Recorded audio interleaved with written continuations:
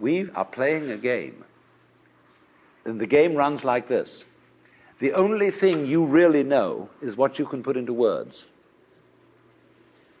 Let's suppose I love some girl rapturously. And somebody says to me, would you really love her? Well, how am I going to prove this? Well, say, write poetry. Tell us all how much you love her. Then we'll believe you. So if I'm an artist and I can put this into words and convince everybody that I've written the most ecstatic love letters ever written, they say, all right, okay, we'll admit it. You really do love her. But supposing you're not very articulate, are we going to tell you you don't love her? Surely not. You don't have to be Heloise and Abelard to be in love. So the whole game that our culture is playing is that nothing really happens unless it's in the newspaper. So when we're at a party, and there's a great party, somebody said, it's too bad there wasn't a tape recorder. And so our children begin to feel that they don't exist authentically unless they get their names in the papers. And the fastest way of getting your name in the papers is to commit a crime. And then you'll be photographed, then you'll appear in court, then everybody will notice you. It really happened if it was recorded. In other words, if you shout and there doesn't come back an echo, it didn't happen. Well, that's a real hang-up.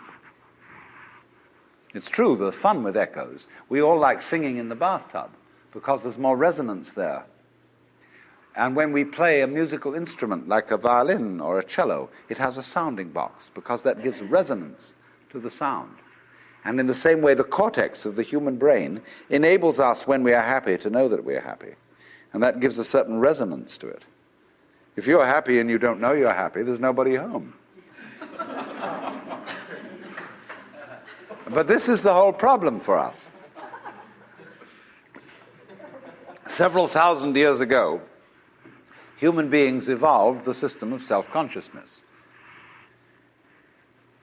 And they knew. There was a young man who said, though, it seems that I know that I know. What I would like to see is the I that knows me when I know that I know that I know.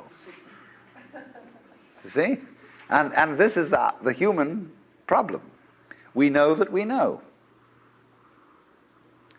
And so there came a point in our evolution when we didn't guide life by just trusting our instincts,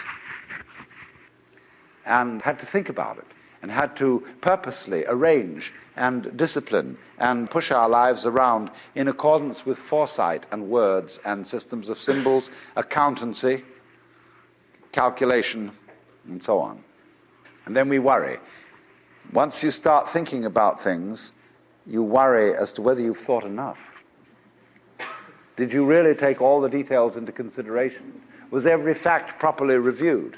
And by Jove, the more you think about it, the more you realize that you really couldn't take everything into consideration, because all the variables in any human decision are incalculable.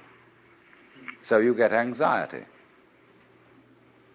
And this, though, also, this is the price you pay for knowing that you know, for being able to think about thinking, to feel about feeling. And so you're in this funny position. Now then, do you see that this is simultaneously an advantage and a terrible disadvantage? What has happened here is that by having a certain kind of consciousness, a certain kind of reflexive consciousness, being aware of being aware, being able to represent what goes on fundamentally in terms of a system of symbols, such as words, such as numbers. You put, as it were, two lives together at once, one representing the other. The symbols representing the reality, the money representing the wealth. And if you don't realize that the symbol is really secondary. It doesn't have the same value. You know, people go to the supermarket and they get a whole cartload of goodies and they drive it through, and then the clerk fixes up the counter and this long tape comes out. And you say, $30, please. And everybody feels depressed. Because they give away $30 worth of paper, but they've got a cartload of goodies. And they don't think about that. They think they just lost $30. But you've got the real wealth in the cart. All you parted with was the paper. Because the paper in our system becomes more valuable than the wealth. It represents power, potentiality, whereas the